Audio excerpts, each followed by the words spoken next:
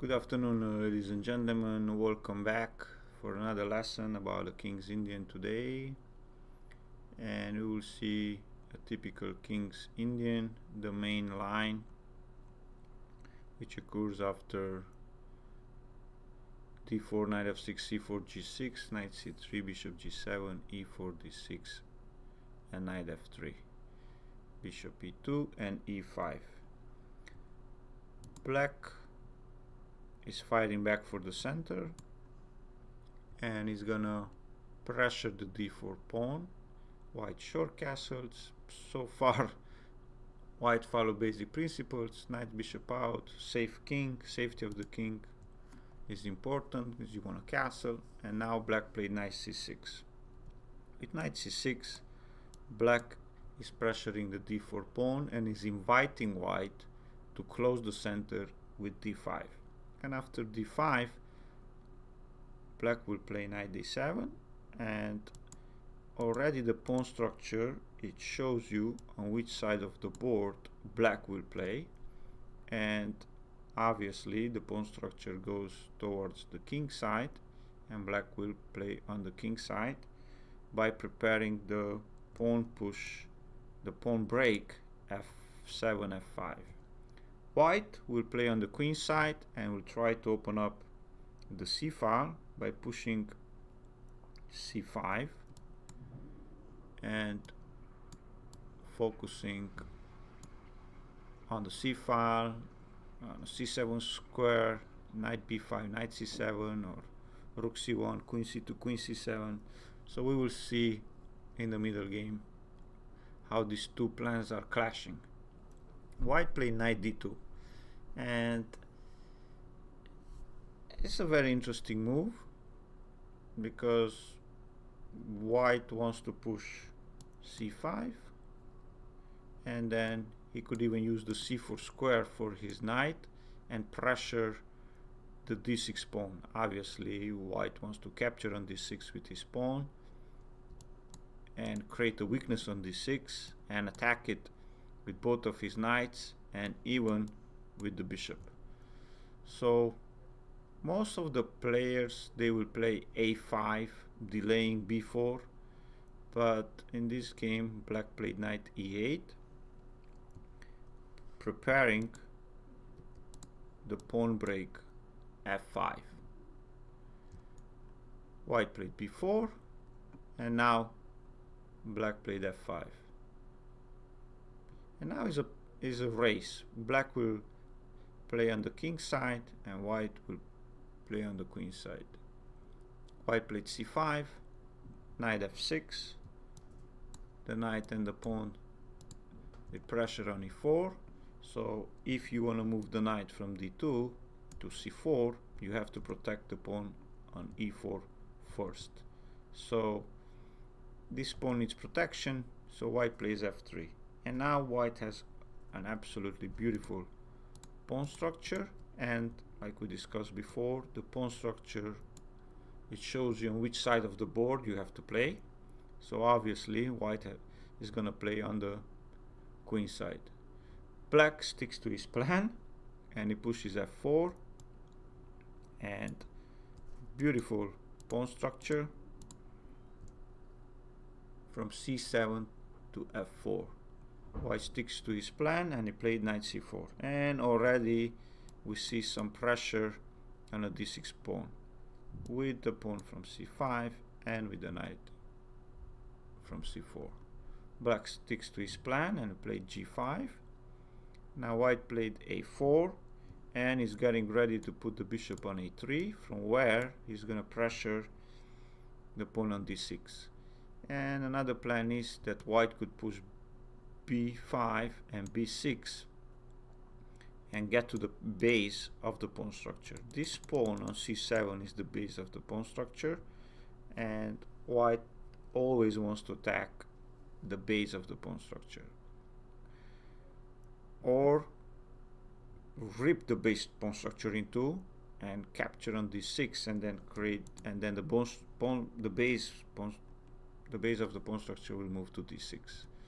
Black played knight g6, bishop a3, like we discussed, And now rook f7. This is a typical move in the King's Indian because the rook on the 7th rank will cover the important square c7, and in the same time he could move to g7 where the bishop will come to f8 to protect the d6 pawn, and from g7 the rook can attack the king.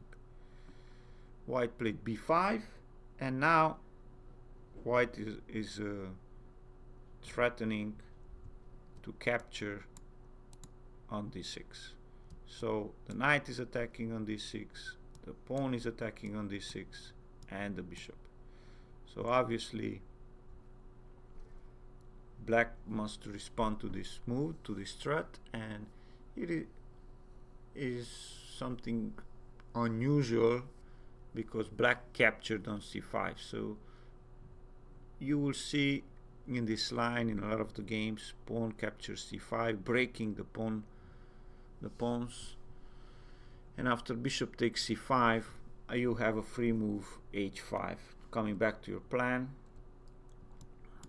and black wants to accomplish g4, even g3, queen h4, and queen captures h2, checkmate. Very simple plan.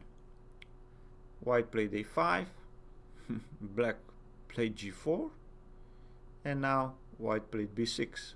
Obviously white wants to open up the files on the queen side, and if white could trade queens, we will not have to worry about the attack on the king side or about the safety of this king so much. Black stick to his plan, g3, and now black, all he needs is his queen to join to the party on h4, and right away he will be a very happy camper because he will threat mate. So white plays king h1, and I think Korchnoi come up or play this plan a lot with king h1 and bishop g1, freeing the g1 square for the bishop so he could protect the h2 pawn. You don't want to push h3, the h pawn, because then the bishop could capture on h3. So you just want to stay as much as possible with the pawn on h2 and g2. And after knight h7, obviously preparing queen h4, white played d6.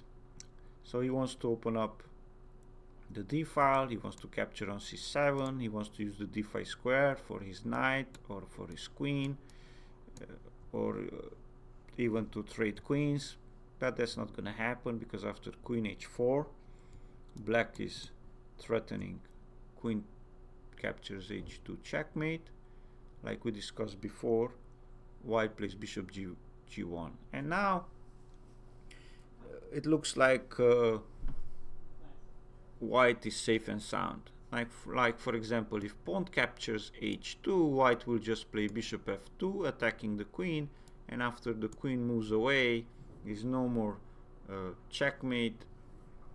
The white king is safe and sound, and white could just play on the queen side, capture on c7, and he will be in a great shape.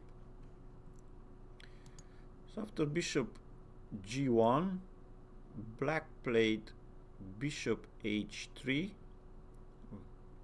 an absolutely beautiful move, a beautiful idea, which white missed here.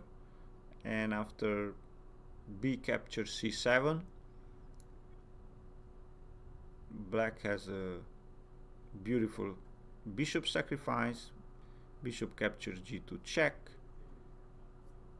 king takes g2, and an absolutely beautiful queen sacrifice, queen h3, check. Now obviously if you go back king h1 in the corner, it's followed by g2, checkmate. And if you capture the queen, then knight g5 check, king g2, knight h4 check, king h1, and g2 checkmate. Very beautiful game. very consistent attack, and it just shows you how dangerous the King's Indian can be. Hope you enjoyed the video, and see you soon.